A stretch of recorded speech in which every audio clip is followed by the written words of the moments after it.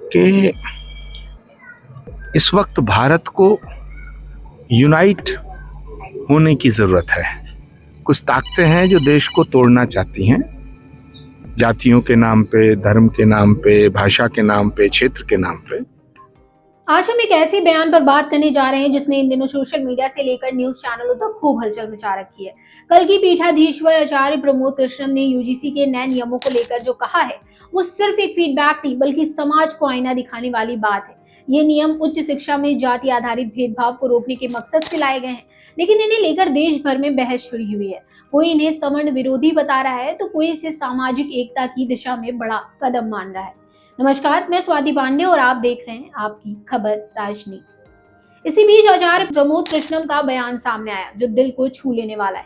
28 जनवरी 2026 को उत्तर प्रदेश के हापुड़ जिले के श्यामनगर गांव में एक शोक सभा में शामिल होने पहुंचे आचार्य जी ने मीडिया से खुलकर बात की।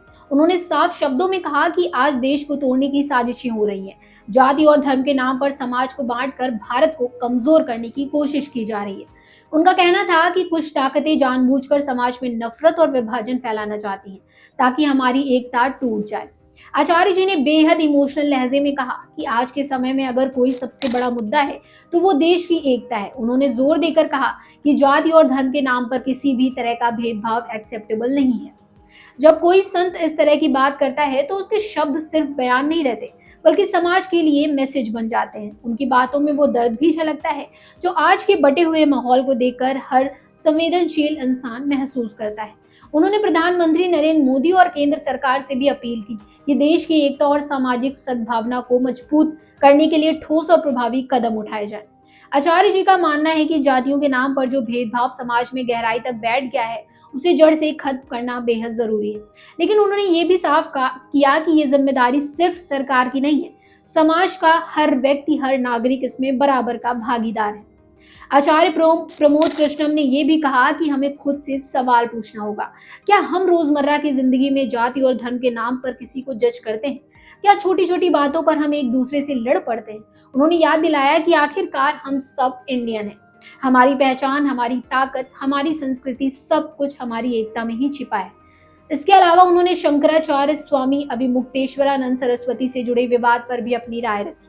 आचार्य जी ने कहा कि इस मामले में पुलिस और प्रशासन को ज्यादा संयम और समझदारी दिखानी चाहिए थी। जो मुद्दा पहले सिर्फ प्रदेश स्तर तक सीमित था वो अब राष्ट्रीय स्तर पर पहुंच गया है और ये सनातन धर्म के लिए चिंता का विषय है। उन्होंने आशंका जताई कि कुछ शक्तियां जानबूझकर ऐसे विवादों को हवा दे रही हैं ताकि सनातन परंपराओं को कमजोर किया जा सके और समाज में भ्रम फैले।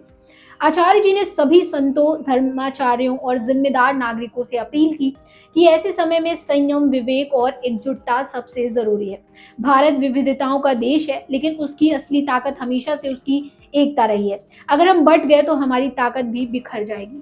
लास्ट में उन्होंने एक दुखद घटना पर भी गहरा शोक व्यक्त किया। महाराष्ट्र में हुए विमान हादसे में उप मुख्यमंत्री अजीत पवार के निधन को उन्होंने देश की राजनीति और सार्वजनिक जीवन के लिए बड़ी क्षति बताया।